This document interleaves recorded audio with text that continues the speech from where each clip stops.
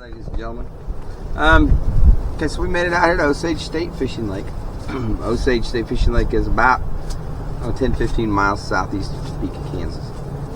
Right now, currently, and I'll turn you around in a little bit, show you the lake. This is the smallest lake I've been to yet, and it is froze over. It's December, let's say 29th, I think. It's December 29th. So last week we had brutally cold. The whole nation did pretty much. And I think lowest we got down to was 11 below Fahrenheit, which if you multiply that, let's see, multiply that times 2, it means, I don't know, it's cold. I don't know, it's probably negative, my math is failing me today, negative 20, negative 25, something like that Celsius. I don't know, it's cold. So we got blessed with 2 or 3 days here in the 50s. Unbelievable.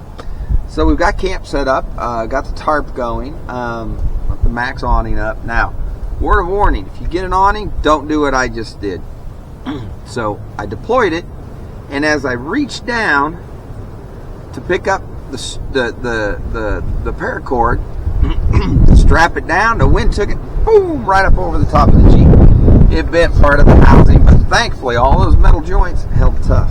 And they did not break. If they'd have been plastic, I think they would have broken. So all in all, I think we've got a slightly bent crossbar here, and that's it. The actual mounting backboard up there bent just a little bit, but I was able to kind of tweak it back with my hand. So first deployment didn't go so hot.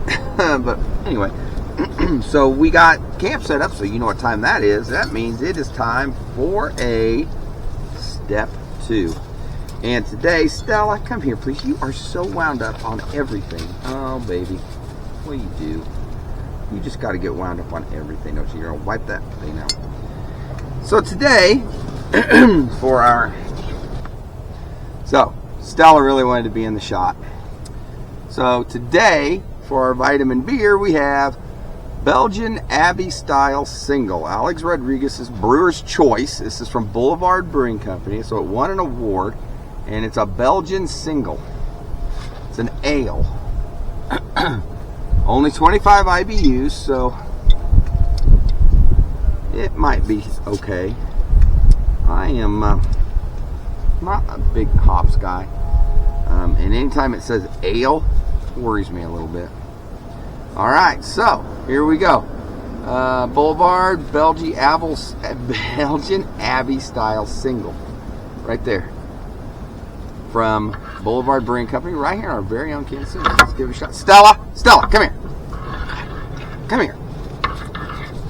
Boulevard Brewing Company, so right here in our very own Kansas City, and let's give it a shot. Cheers, my friends.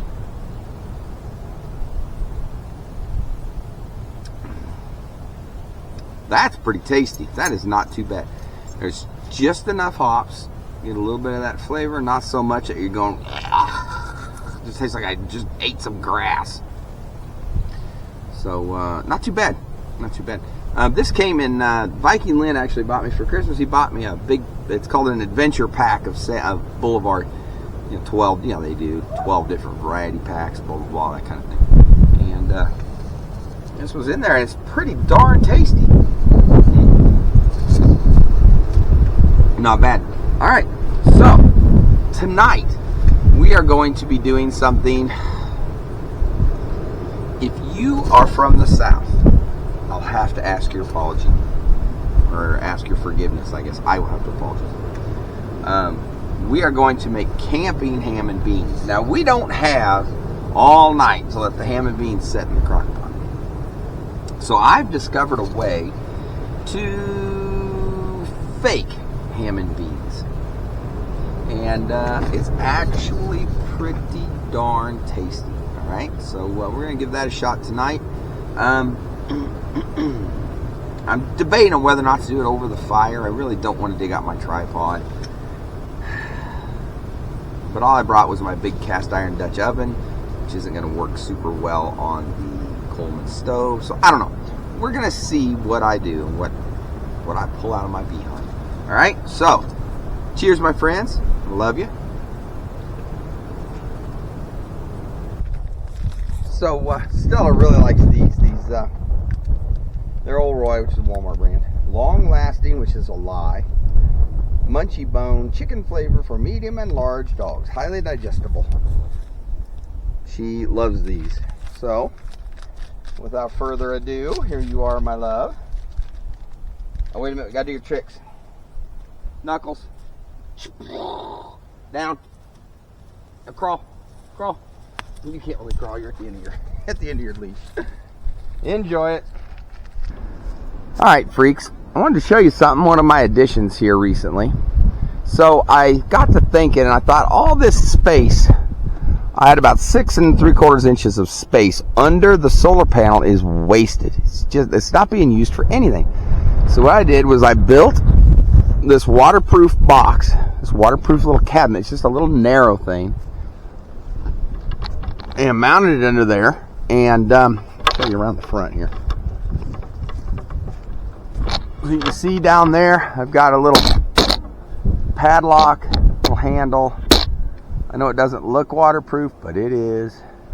Got a little ridge or whatever I have on the inside there. So, okay, so that's what I did, and works pretty good. So what I do is what I've been doing is putting things in there that are smushable, that are flat, and not super valuable, so that nobody gets sticky fingers.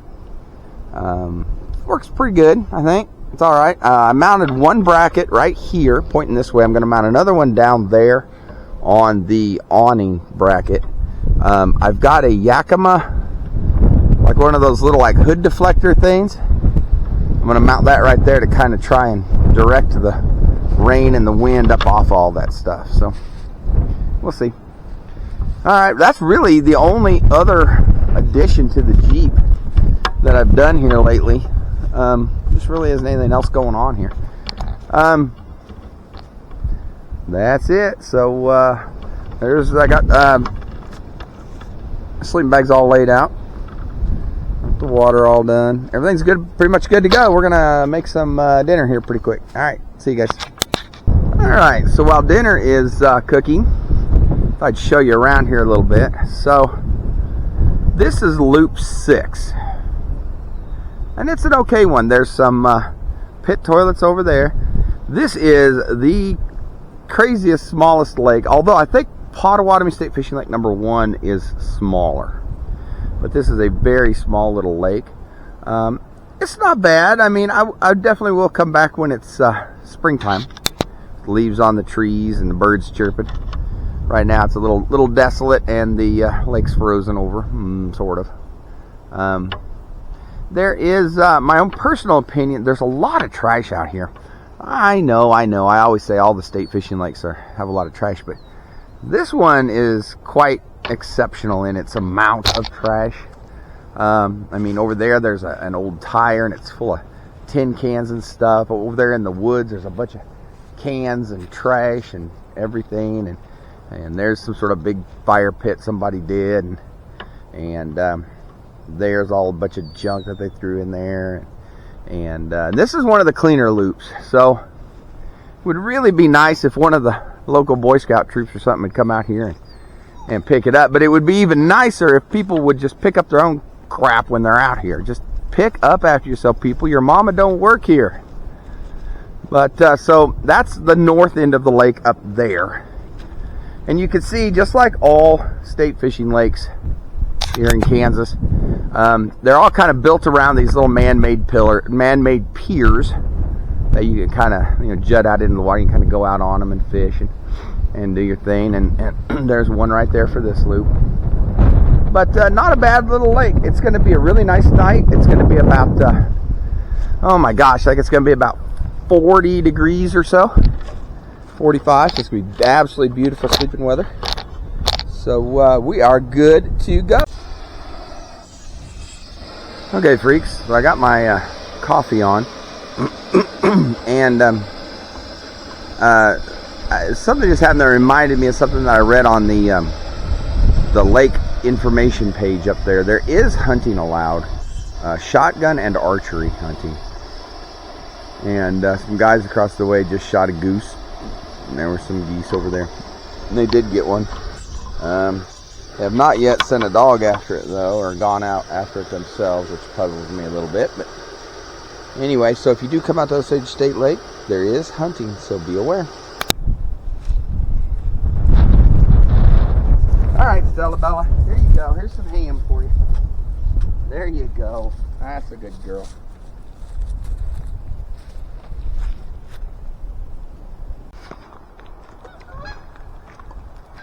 So hopefully it's not too dark. You guys can see all right.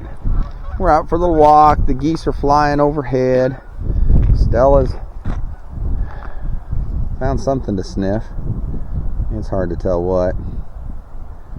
But so this is the main road kind of coming in. I think this is Summer Stand, something like that. Summer Stand, something like that. Somerset. It's something like that. Come on, Stella. Stella, come on. So no, Stella, don't pull. I'm carrying my coffee in the hand that I've got her leash in. Yeah, it ain't working too well.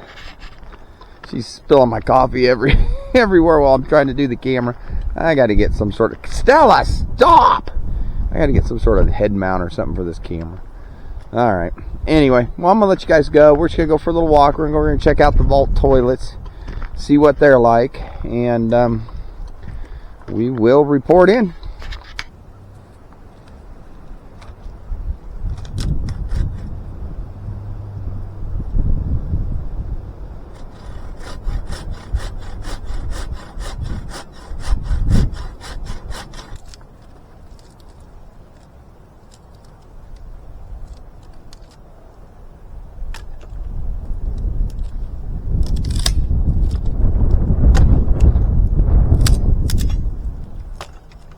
So, this is something I don't understand. This is bamboo. I have lived in Kansas for all of my 50 years. I have never seen bamboo grow wild. I'm gonna have to go for a hike later and see if I can't find out where this is coming from. I don't know if somebody maybe grew some in their garden and brought it out here. I do know that bamboo is a very invasive species, and you do not want bamboo to take over your forests, because it grows extremely quickly and it gets very tall, very large. But being hollow, it burns really, really well. It's very fibrous, so it burns great. So we're gonna use it in our fire. I sure do wish we were up the road a little ways, because that sure looks like a pretty sunset, but I don't think we can get up there in time.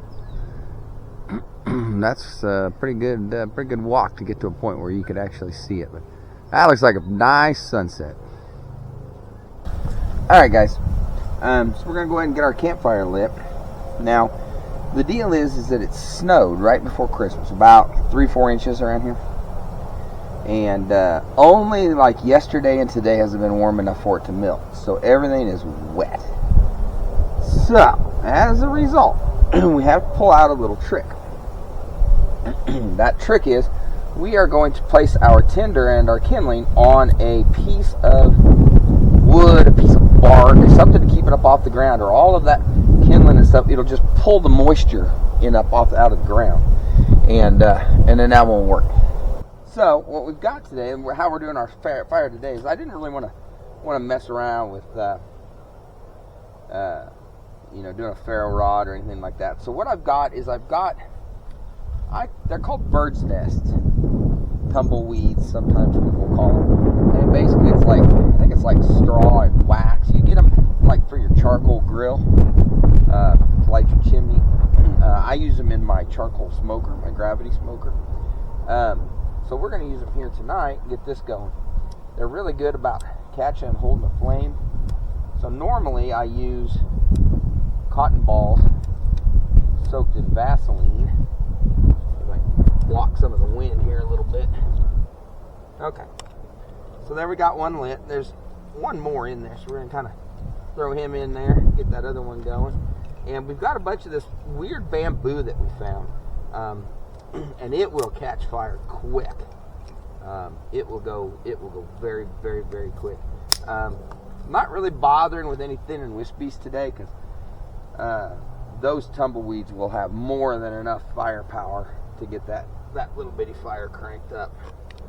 So we're going to let that burn here for a minute or two, and throw some light on it. Whoops, got some light on it here. Then we're going to get a couple of these bigger pieces of bamboo ready. They are going to go like nobody's business. Right still. Right still.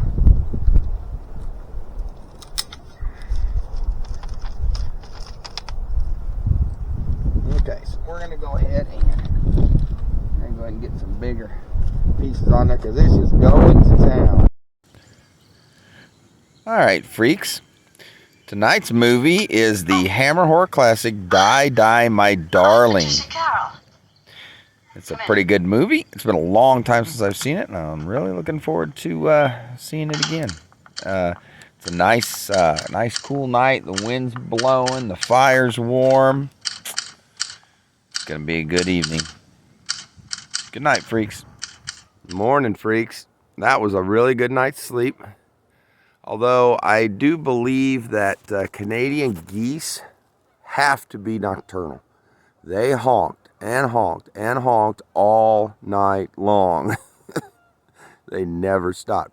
If you look way down there, you're just starting to see the sunrise kind of peek up over the horizon. We're going to chase that down, see if we can't get us some good video footage. So I'll see you in just a second. All right, freaks. So we are here back at Casa Fanatic. And just wanted to give you my impressions of Osage State Fishing Lake. I can't wait to go back in the spring. I think it's going to be a really, really cool kayaking lake. It's one of those lakes you can cover the whole lake in no time on a kayak. And you can explore all the little nooks and crannies. And it would be a really great kayaking lake. It was very, very dirty. Lots and lots and lots of trash. We picked up what we could in our little area, but you know, it's going to take a lot more effort than that. So I would just say that, you know, if you're watching this and you go to Osage State Fishing Lake,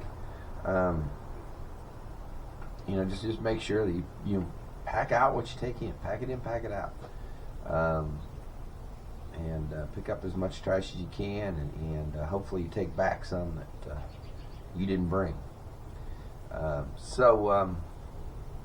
And like I had mentioned before, there is shotgun and archery hunting allowed within the park there. So please be cognizant of that fact, and if you are at all sensitive to hunting, may not be the place for you. So while we were there, earlier in the video, I had told you that there were a couple hunters and they had shot a goose. And I'd said they hadn't gone after that goose. It had splashed down in the water and they hadn't gone to get it. And I have to admit, I was getting a little peeved at that, because, you know, I love hunting. I don't do it anymore. I used to do it a lot. I support hunting 100%. But in my opinion, you shoot it, you kill it, you take it home, you eat it. You don't waste it. We don't kill just to kill. All right. If you shoot it and you kill it, you eat it. Period. That's all there is to it. So I was a little disappointed when they didn't send a dog that I could see. You know, they weren't going after this goose that had splashed down. So I got out my binoculars and kind of creeped a little bit on them, and I realized there was in fact a dog in the water, but there was also a dude in the water. He was all the way up to here in the water, and what in the world is going on there? So I didn't worry about it too much. But then I noticed way down the lake there was another goose that was walking on the ice across to the other side, and well, that's kind of weird. He must be injured or something. The first goose had fallen in this little section of where the ice had melted, but he was out. That other one was walking across the still frozen portion. So when Stella and I went on our walk, Stella's inside looking at me through the window. So when Stella and I went on our walk, we ran into the hunter on our side of the lake. He was trying to track down that wounded goose. And we got to talking, and it turns out, as this flock of geese was coming in for a landing, it was perfect. It was set up for him. It was just perfect. The dog, I guess they're still training. He was probably still pretty young. He broke and took out after him, running across the ice. And so the birds started to scatter. They took what shots they could. They managed to down one and wound one. And then the dog fell through the ice. Oh my gosh. So this dude jumped into the water. I mean, it has been below zero for a week. And we've had 2 days that have been nice. The rest of the time it's been bitterly cold. That water must have been freezing. This dude jumped in there to save his dog. That's pretty cool. Mad respect. And this dude's walking around over there trying to find this wounded goose so that it didn't suffer while he's completely soaked, freezing his butt off, icy cold water. Just huge props to that dude. There's no way he's ever going to see this, but mad respect for you, brother. Mad respect. So that was an interesting thing. So yeah, if you're at all sensitive to hunting or anything, may not be the place for you during hunting season. But all in all, the lake was really nice. It'd be really neat to see it in the springtime and the summertime when the leaves are on the trees and everything's budding out. Okay. Whew. Still a little sleepy. Even though Stella and I did have a really good night's sleep, as far as we're concerned, it was beautiful. It did get down to like mid-30s, I think. I thought it was only supposed to get down to like 40, 42, but it did get to the mid-30s. But it was just beautiful. I mean, wool blanket, sleeping bag, Stella pumping off the heat laying next to me. We were plenty warm. So anyway, so Osage State Fishing Lake, it's just off of US 75 southeast of Topeka, Kansas. You get a chance. It's a really nice little drive. Any car can make it. The roads are just fine. There are some gravel roads, but they're fine. This weekend it was pretty muddy because all the snow had melted. So if you had a low slung car, you might have a little bit of a problem. But in the height of summer when everything's dry, it's gonna be no problem at all. Anyway, all right. So that's Osage State Fishing Lake. That's one more check mark. We're going to hit all of the state fishing lakes. We're going to do every dang one of them. Eventually. Hopefully we can knock a whole bunch of them off this year. You guys know the drill. Love you guys to pieces. Absolutely love each and every one of you. Love on them hard, guys. Love on them hard, man. There are no guarantees, man. So we'll talk at you later. Love you.